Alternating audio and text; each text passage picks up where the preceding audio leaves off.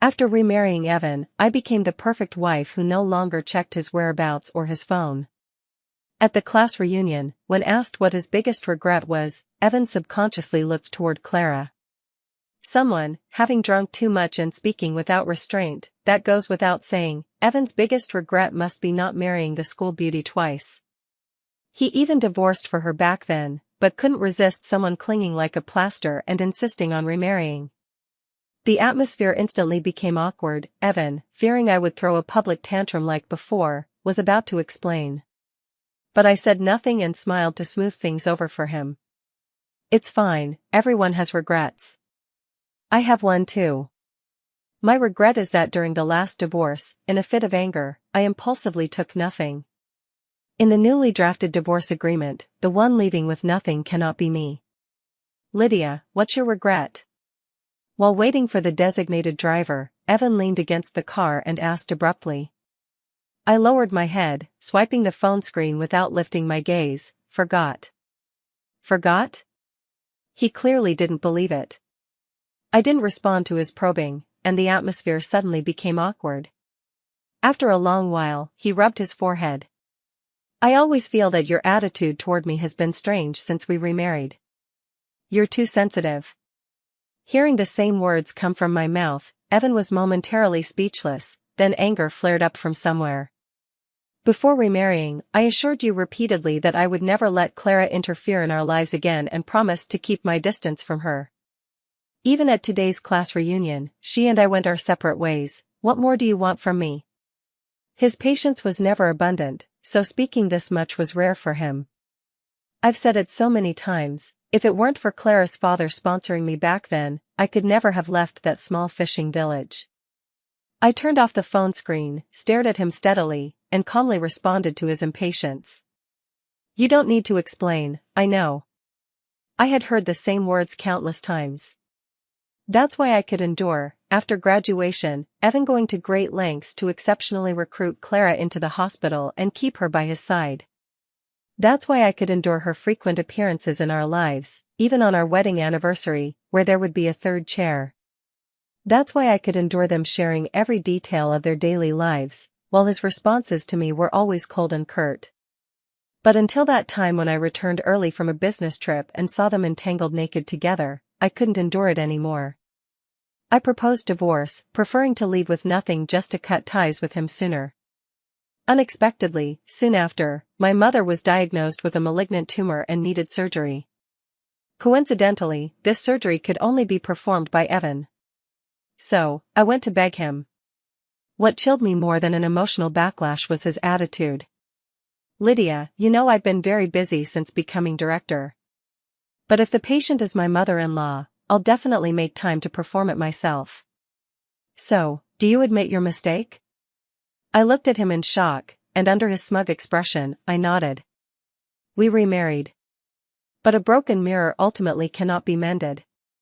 Even sleeping in the same bed, we were like strangers. Just like today. Evan. You really haven't left yet. I knew you wouldn't abandon Clara alone. Clara's college roommate waved from afar. Supporting Clara, she walked up to us in a few steps. Clara is so beautiful, I don't feel safe letting her go back alone.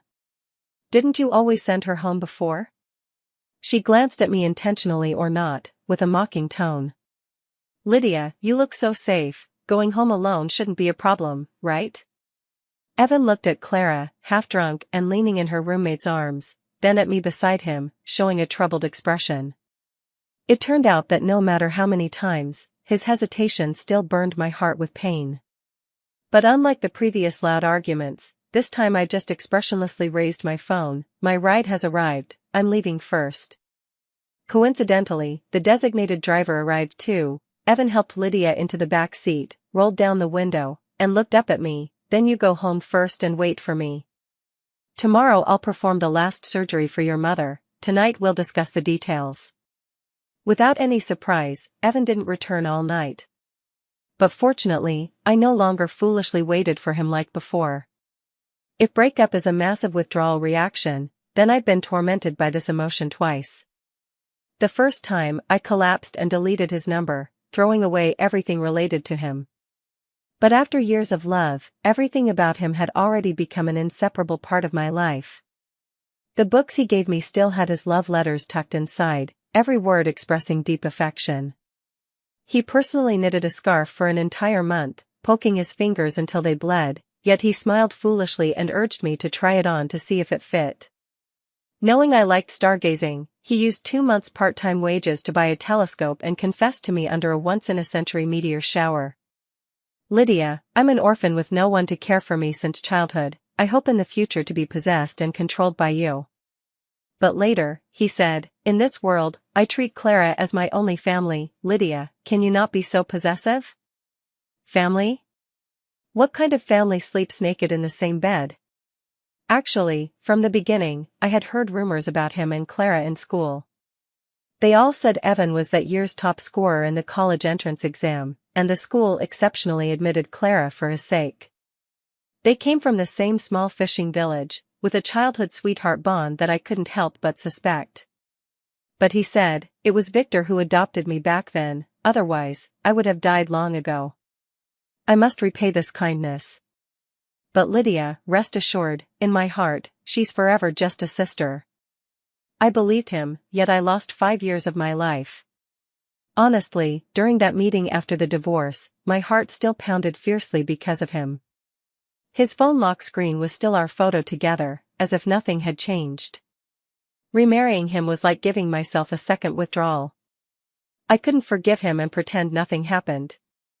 Nor could I immediately turn away decisively and cut ties swiftly. So, I'd use a dull knife to grind slowly. Even if it hurt more and took longer. But fortunately, after half a year, I finally became numb. Once Mom's last surgery is done, I can divorce him again without any burden. I've already drafted the divorce agreement. I get 70% of the assets, he 30%. After all, he's the one who did wrong, he must pay some price, right? However, the next day, Evan disappeared. The doctor temporarily pushed onto the operating table was sweating profusely. "We can't contact Dr. Evan. As his wife, don't you know where he went? I only have less than a 10% chance with this surgery. You need to prepare yourself mentally." Evan's phone was unreachable the whole time. I called no less than 100 times, until I was numb, mechanically dialing the same number over and over. Until who knows how many times, it was suddenly answered. "Evan, where exactly?" "It's Lydia. Evan temporarily accompanied me back to my hometown and is showering now." With a buzz, my mind went blank.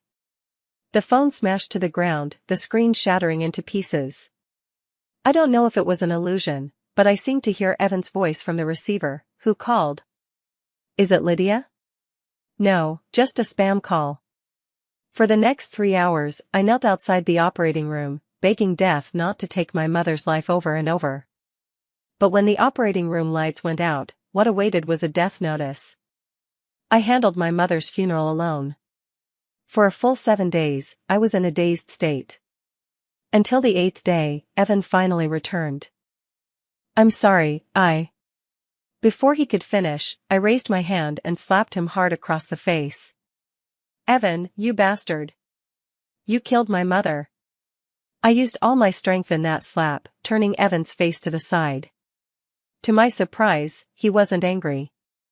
He just patiently explained, "Your mother's condition wasn't optimistic. Even if the surgery succeeded, she would be tormented by repeated chemotherapy afterward.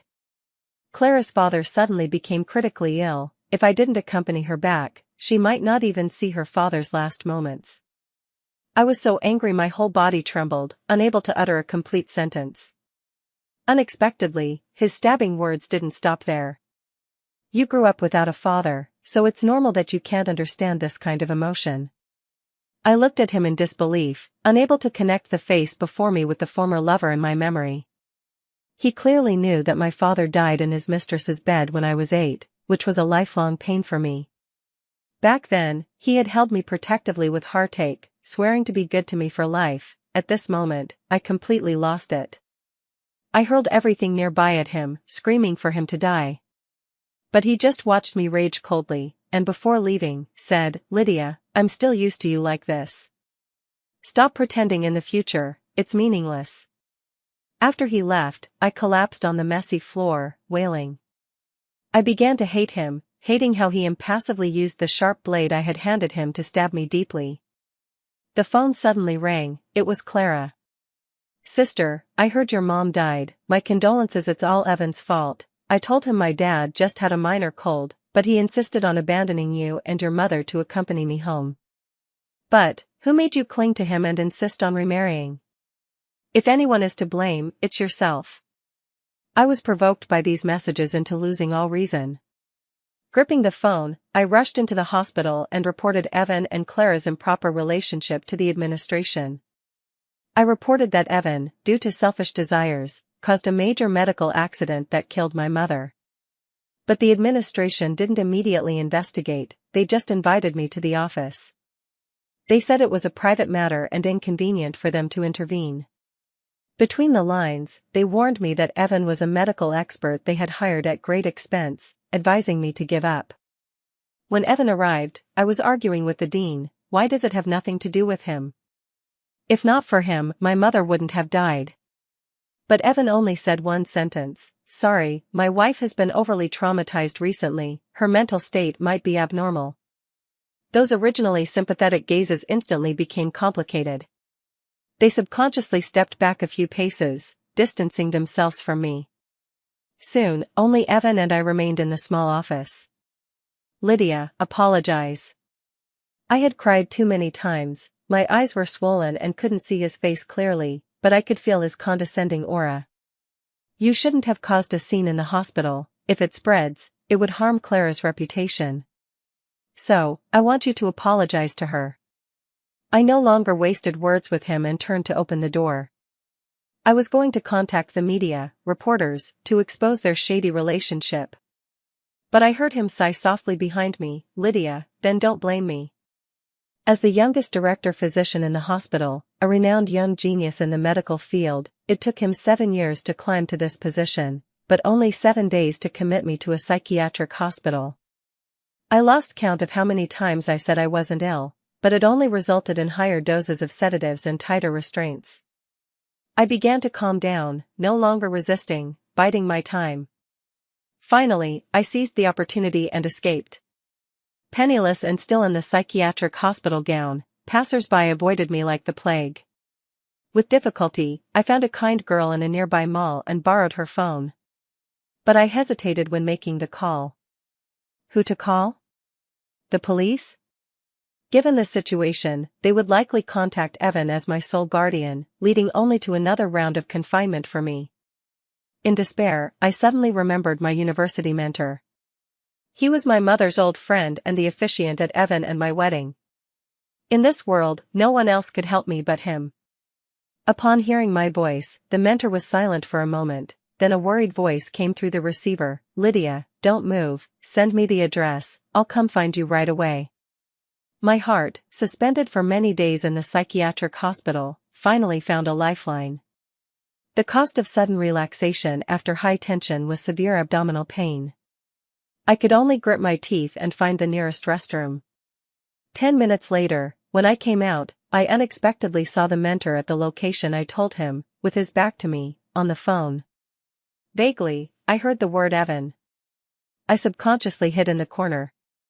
But the mentor's next words made my blood freeze instantly. I told her to wait in place. I don't know where she ran off to. "Evan, rest assured, the psychiatric hospital I've contacted won't affect you and Clara's commendation ceremony today. As for that academic journal we mentioned before." I covered my mouth tightly, but sobs escaped through my fingers. Evan had long calculated who I would contact after escaping, like an experienced hunter setting a deadly trap himself, waiting for me to walk into it.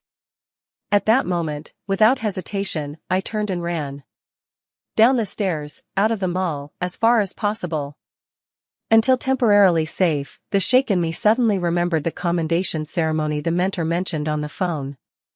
I remembered Evan had told me before that he was the award presenter for this commendation. I bet Evan wasn't home at the moment. So, I sneaked back home, turned on the computer, and pulled out all the secretly saved chat records and videos about Evan and Clara's extramarital affair from this period.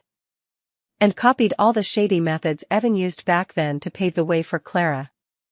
Then I took a taxi to the hospital, stole a set of cleaner's clothes when no one was looking, and changed into them. After confirming I wouldn't be recognized, I sneaked into the commendation ceremony site. At that time, Clara was on stage as the most beautiful doctor, delivering her acceptance speech. With a smile on her lips, her white coat fitting perfectly, she was composed and elegant. As a doctor, more important than external beauty is the purity of the heart, only then can one live up to this white coat. The audience erupted in thunderous applause, with countless spotlights flashing wildly. The host took over with a beaming smile. "Thank you, Dr. Clara, for your wonderful sharing. Next, please welcome Director Lou to present the award for our annual Most Beautiful Doctor." Evan stepped onto the stage, his gaze gently falling on Clara, and spoke. "Dr. Clara is indeed the most benevolent doctor I've encountered. Over years of practice, she has selflessly protected the completeness of countless families with great love. She truly deserves this honor." Applause surged like a tide, even more intense than before. Immediately after, Evan handed the trophy to Clara, who smiled and reached out to receive it. Just as their fingers were about to touch under everyone's gaze, I suddenly stood up and shouted with all my might, "Wait!"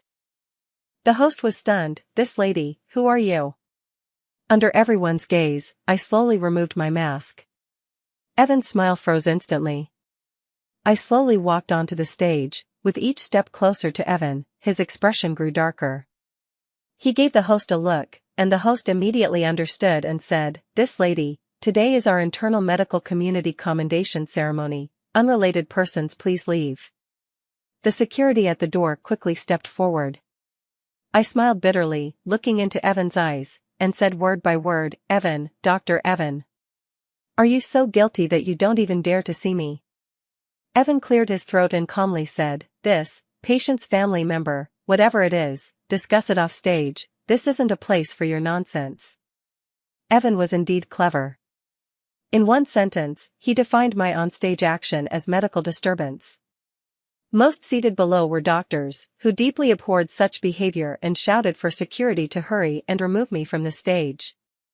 I had anticipated he would say that, so I pulled out the marriage certificate from my pocket and held it high above my head. At the same time, I snatched the host's microphone and loudly declared, "I am Evan's legal wife, Lydia. I report in real name that during Evan's tenure, he and Clara beside him have an immoral and sordid relationship. Moreover, due to selfish desires, Evan disappeared right before the surgery, causing my mother to die on the operating table." The information was too dense, causing instant silence below the stage. The hospital leadership suddenly stood up, about to shout angrily, but saw countless reporters' cameras aimed at him.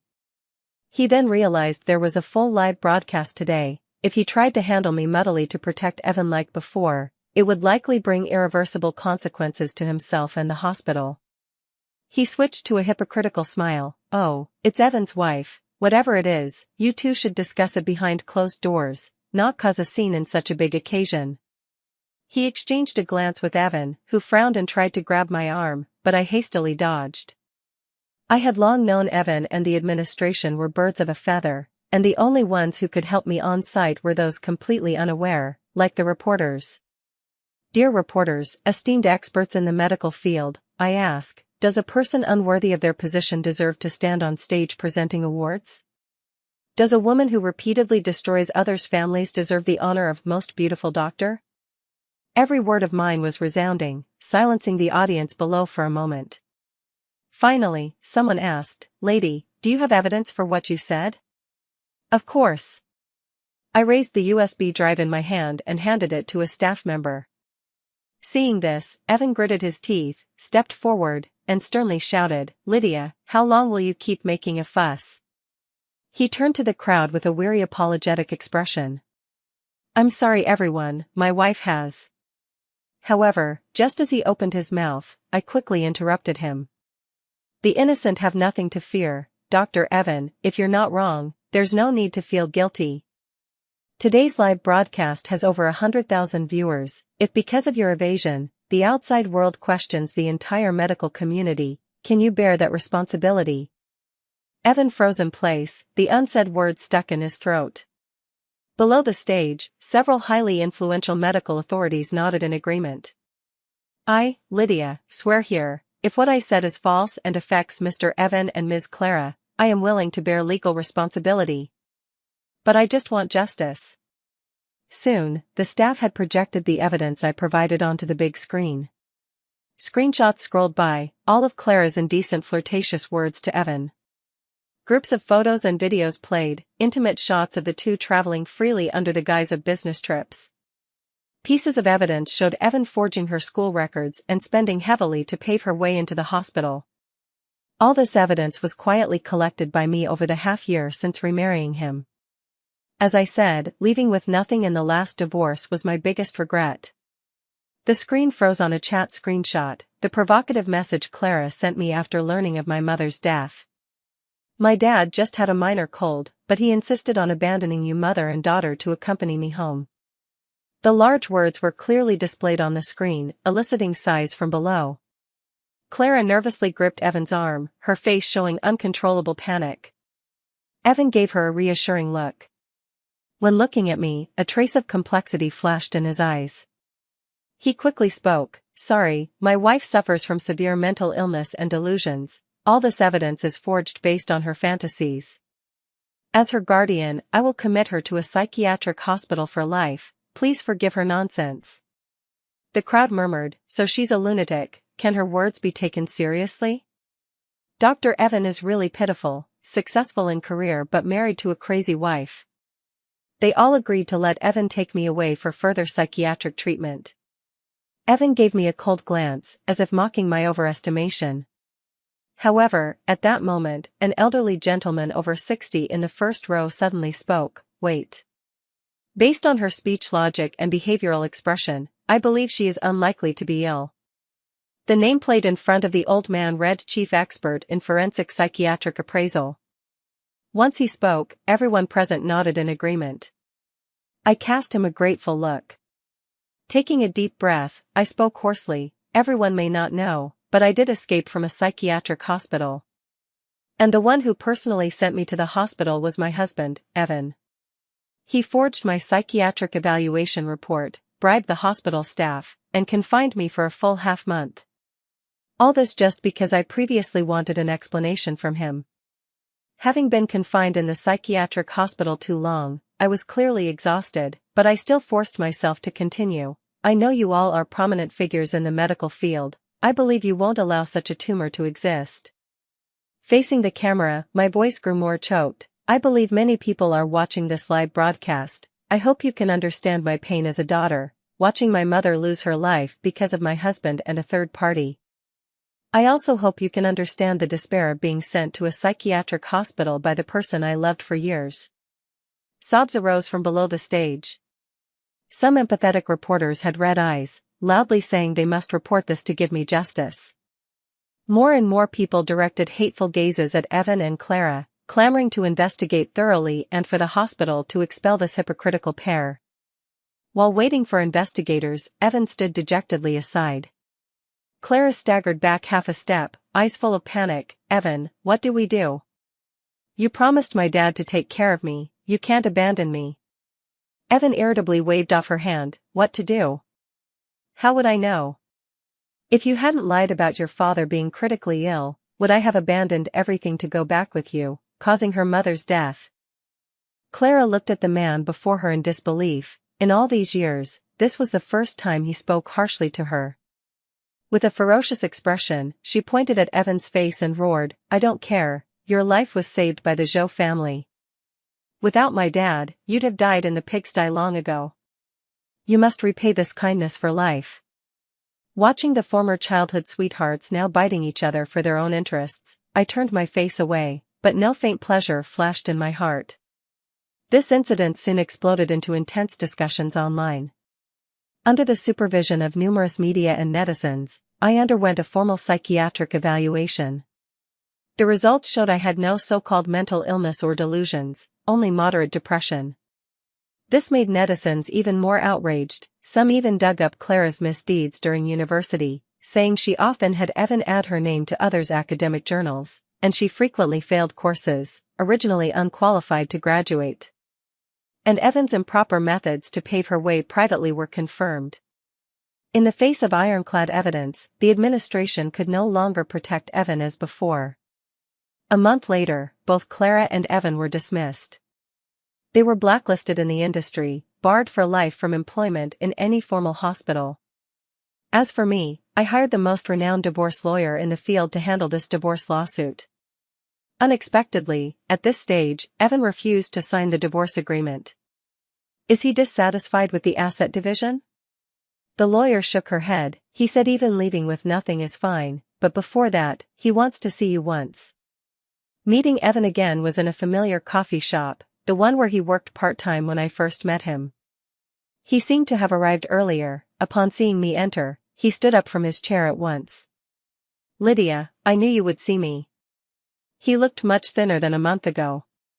His usually neatly groomed chin now had dense stubble. "What's the matter?" I got straight to the point. Evan was stunned, his fingers uneasily clutching his hem, awkward like the day I first met him when he accidentally spilled coffee on my laptop. Over these years, fame and status had gradually eroded his heart, allowing him to achieve far beyond his peers, but also making him arrogant, unfamiliar, and detestable. I still remember our first meeting. It was my first day at work, and I accidentally damaged your computer. I was very panicked then, with only 500 yuan on me, but you smiled and said no need to compensate. I coldly interrupted his reminiscence and pushed the divorce agreement in front of him. "Evan, I'm not here to reminisce with you." Sadness flashed across his face. I know, Lydia. I just want to ask, is there really no possibility between us?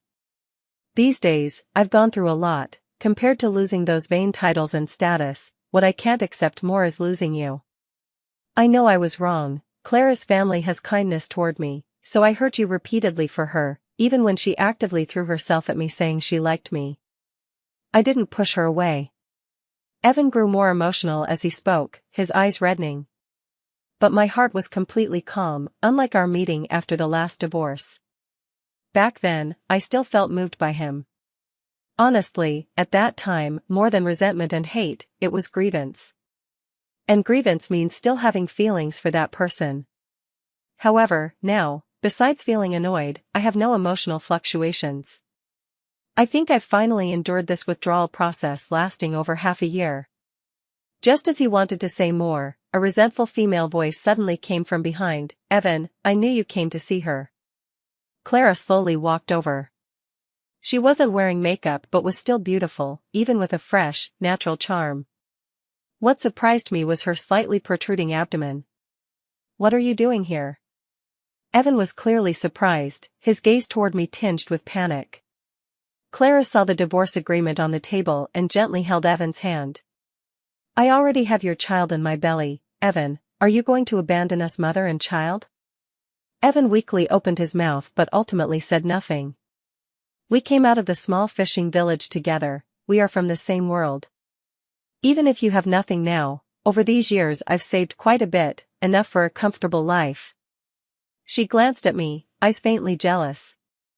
"As for Lydia, for these born with a silver spoon misses, do you expect her to have any true feelings for you?" "Evan, believe me, I'm the only one who truly loves you." Evan's facial emotions became complex, regret, entanglement, and a resigned sigh. Ultimately, he picked up the divorce agreement and signed his name on it. Another month passed. My divorce case with Evan soon had a judgment. As the at-fault party in the marriage, I received most of the assets. I left the house we shared to him. Not out of pity, but because I knew not to drive him to desperation. For someone like Evan, if truly cornered, he might do something irreversible.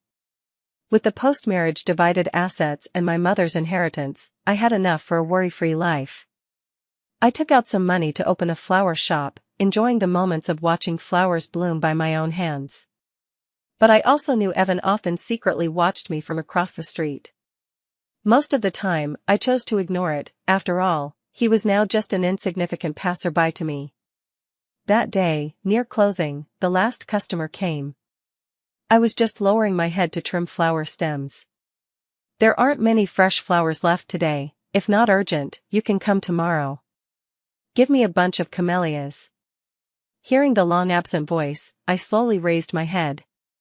Sold out. Evan stood at the door, eyes full of complexity. We're about to close, if this gentleman has no other business. I just want to see with my own eyes if you're doing well. Fearing I'd drive him out, he quickly explained. Rest assured, I won't entangle you, just. I miss you too much. I pursed my lips, pondering how to get rid of this trouble. But then the door was pushed open again. Ah, you Evan, I wondered what you've been out doing these days. Turns out you came to find this bitch. Clara, with her pregnant belly, was full of shrewishness in her gestures, hard to associate with the former campus goddess who occupied school social accounts for her purity. Clara cursed harshly, even using profanities at Evan. She habitually pinched his ear, with a ferocious expression, and grabbed a nearby bunch of flowers, smashing it into Evan's face. The untrimmed stem scratched across his face, drawing a stark blood mark. It seemed their life wasn't harmonious or happy. I had heard before that after their marriage, Evan refused to go out and find work. Their previous money was squandered soon, and later Clara worked as a nanny to support them both. After venting at Evan, Clara turned her spearhead to me, and you damned bitch, seducing someone else's husband, watch me beat you to death, you homewrecker. She raised her palm to rush at me but was grabbed by the arm by Evan. He pleaded, stop making a fuss, I was wrong, let's go home, okay? Clara, still not satisfied, cursed and tried to push Evan away. I pointed to the camera overhead and said coldly, if you don't leave, I'll call the police. That bunch you smashed is Ecuadorian, just imported from abroad, 4 figures. Clara's face stiffened, gritting her teeth, robbery, you. Then she dragged Evan out of the flower shop. Even dozens of meters away, her cursing could still be heard. From that day, I didn't see Evan for a long time, so long that I even suspected he had moved out of the city. That morning, I opened for business.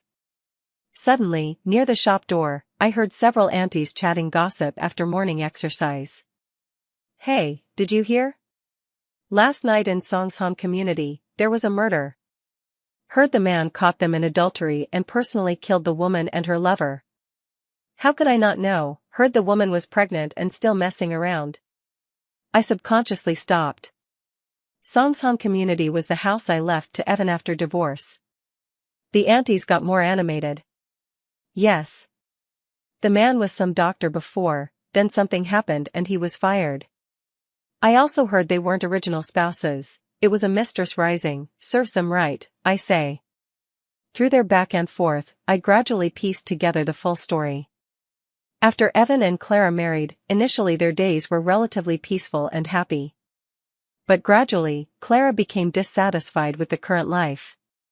She started resenting Evan staying home every day without looking for work. Seeing the decadent Evan at home only drinking and smoking would irritate her, despising him as useless. The previous Evan was like a favored son of heaven to her. She had indeed loved him once, but unfortunately, when he fell from grace overnight, those youthful filters shattered completely. During her time as a nanny for a wealthy family, she hooked up with the male host. For thrill, she even called her lover home when Evan was out. As Evan pushed the door open, he saw Clara naked and embracing a strange man in an indecent scene. No man can accept being cuckolded. Especially Evan, who was in extreme emotional low, scolded daily by Clara. So, he grabbed the kitchen boning knife and swung it at his former childhood sweetheart. What about the man? Hearing my sudden question, the aunties turned to look. The man called the police after killing and committed suicide. By the time police arrived, he had already jumped from the rooftop. Boss lady, do you know them? I smiled and shook my head, no, just curious. Turning back to the flower shop, the morning news was broadcasting this extremely vile murder case. Seeing the familiar names, I sighed and turned off the TV. A gust of wind blew, gently ringing the wind chimes at the door. Like a clear sigh, soothing all the ripples from last night.